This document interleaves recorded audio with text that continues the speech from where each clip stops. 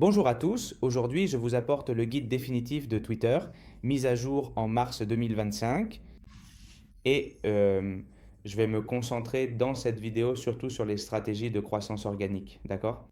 J'ai déjà mis en ligne plusieurs vidéos sur la chaîne concernant deux bots différents pour l'automatisation sur Twitter, mais dans ce cas je vais me concentrer là-dessus car au final, dans mon cas sur Twitter, je préfère travailler de manière organique.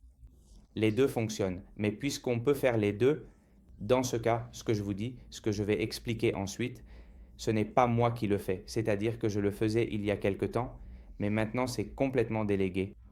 Donc, je vais vous expliquer étape par étape. Nous allons commencer par la configuration du profil. Et au final, c'est comme sur n'importe quelle autre plateforme. C'est-à-dire que vous devez vous concentrer sur le fait que le compte paraisse totalement réel et qu'il soit aussi attrayant et visuel que possible. Donc, essayez de mettre une belle bannière qui s'adapte, que ce soit une photo de la modèle allongée, une photo de profil où l'on voit bien le visage et les atouts principaux de la modèle et aussi ce que surtout, il ne faut pas que ce soit explicite.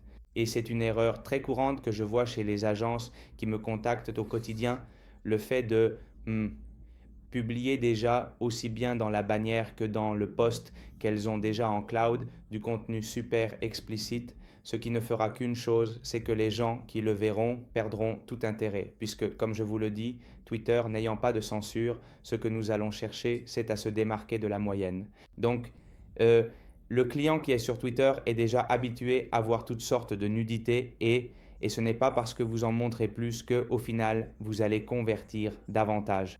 En fait, c'est tout le contraire. Au final, au moment, euh, lorsqu'il s'agit de s'abonner, si cette personne a déjà tout vu, vous ne lui donnez aucune raison de s'abonner à votre OnlyFans ou dans le cas où elle le ferait, de dépenser une fois qu'elle est à l'intérieur. Euh, Ensuite, en ce qui concerne le call to action, en ce qui concerne le lien, je vous recommande, ce n'est pas si important, mais essayez de mettre un Linktree, Beacons ou MyLinks, n'importe quel type de lien pour bien protéger votre compte, car il y a effectivement pas mal de cas de shadow ban. Comme je vous le dis, ce n'est pas garanti à 100%, mais si vous pouvez l'éviter, faites-le, c'est vraiment préférable. Alors, passons au dernier point. Twitter Premium Plus, je le recommande à 100% si vous comptez vraiment vous lancer sérieusement dans la croissance. On remarque vraiment la différence lorsqu'il s'agit de générer plus de visibilité avec tous les tweets et évidemment, cela permet d'obtenir un meilleur taux de conversion auprès de vos fans. Donc, faites-le dès que vous le pouvez. La seule chose que je vous dirais, c'est qu'il n'est pas nécessaire de le payer si vous allez développer un compte entièrement à partir de zéro. Attendez au moins quelques semaines, qu'il y ait déjà un minimum de public, mais à 100%, si ce que vous voulez c'est vraiment bien faire les choses, prenez le plan Premium Plus car il en vaut la peine. Au final, pensez que ce que vous allez générer en abonnés va largement compenser cet investissement. Bien, parlons maintenant de la croissance quotidienne. Qu'allez-vous faire ou qu'allez-vous demander à votre assistant virtuel de faire? Ici, les tâches qu'ils devront accomplir en moyenne seront essentiellement de publier de 3 à 5 photos ou vidéos par jour, d'accord? Épingler un post toutes les 24 heures, le meilleur parmi toutes ces photos ou vidéos, ce sera celui que vous allez mettre en avant avec un call to action également là-bas. Ensuite, nous allons suivre 5 à 10 grands modèles, si possible du même créneau que notre modèle, ou au moins qui ont des caractéristiques physiques très similaires. D'accord? Ensuite, en ce qui concerne les réponses, nous allons répondre à 15 publications. D'accord? Et ce qu'on appelle le comment baiting, c'est ce qui va le mieux fonctionner pour attirer des fans. Ici, il est important que si jamais vous déléguez cette tâche, vous choisissiez un marketeur qui comprend vraiment le sujet, qui ait un bon niveau d'anglais, et parce qu'ici, il est essentiel de répondre rapidement et d'avoir bien, un certain sens de la répartie. Donc, si vous prenez quelqu'un qui n'a aucune notion d'anglais, ça ne va pas vous être utile. Il est important ici d'activer les notifications à chaque fois qu'un de ces comptes importants avec des abonnés publie afin d'essayer de capter leurs abonnés. Bien, ensuite nous ferons 5 tweets uniquement en texte, d'accord? Peu importe le sujet, moi, le mannequin, dès le matin, qu'est-ce que vous préférez, le thé ou le café? Vous allez mettre n'importe quel sujet là, hein, pour essayer de générer un peu d'engagement avec toute votre audience. Ensuite, répondre aux messages et aux commentaires est très important. Au final, pensez que il s'agit de donner l'impression d'être un vrai mannequin et eh bien si vous ne répondez pas à toutes ces personnes, eh bien vous laissez sûrement passer beaucoup de fans potentiels et c'est l'une des choses les plus importantes et en même temps, je remarque que presque personne ne le fait. J'ai dit la même chose l'autre jour sur Threads et c'est que vous devez répondre aux commentaires. C'est-à-dire, imaginez que chaque fois que vous répondez à un commentaire, c'est un fan qui va eh bien, s'abonner au compte OnlyFans. Et ensuite, finalement, il faudrait idéalement faire 300, 500 drops par jour. Pour cela, vous pouvez chercher sur Telegram, il y a des milliers de personnes qui proposent ce genre de service. D'accord? Et la seule chose aussi, en ce qui concerne les retweets dans les groupes, essayez de l'éviter, au moins avec votre compte principal, car cela va ruiner la conversion. D'accord? Ensuite, une option pour cela serait d'utiliser directement un compte de promoteur de retweet et ainsi vous évitez de salir le fil d'actualité de votre compte principal, d'accord? Ensuite, et il y a aussi deux choses ici. Vous pouvez soit acheter l'accès à ces groupes sur Telegram, cela coûte généralement entre 1 et 3 dollars par groupe, mais bon, je ne vous le recommande pas non plus. Il vaut mieux trouver quelqu'un qui s'en occupe à 100% et arrêter de perdre du temps avec des bêtises.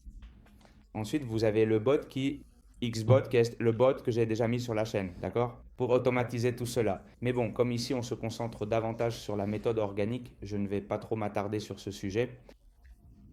Ensuite est le comment baiting. C'est très important que vous le fassiez vous-même ou que vous le déléguiez.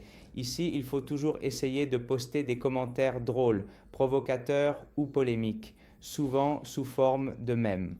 Au final, c'est ce qui marche le mieux, c'est-à-dire essayer toujours de faire un commentaire qui soit très polarisant, d'accord?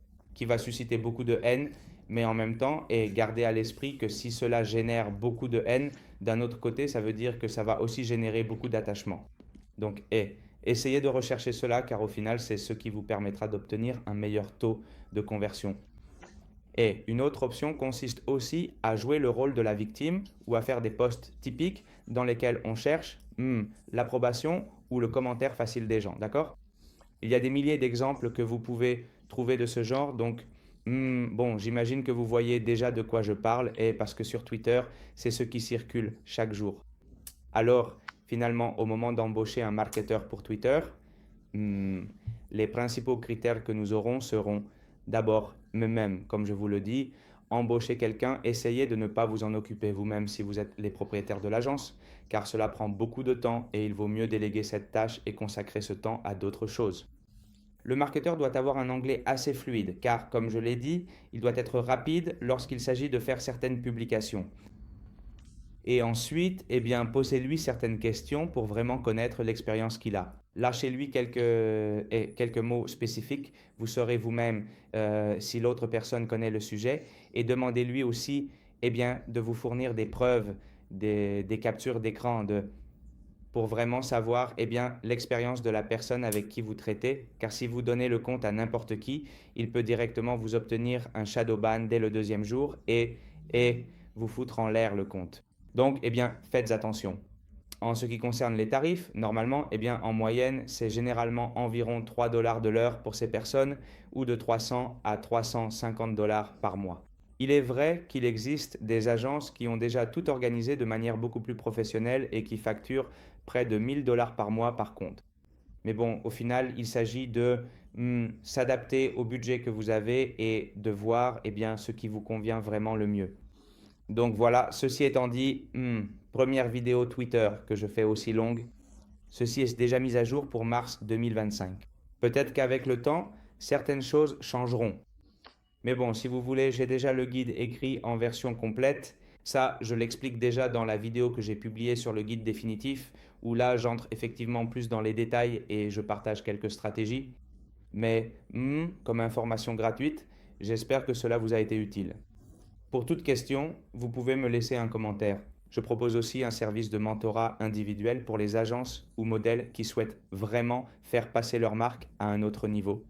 Donc, cela étant dit, laissez-moi toutes vos suggestions en commentaire et on se retrouve dans la prochaine vidéo.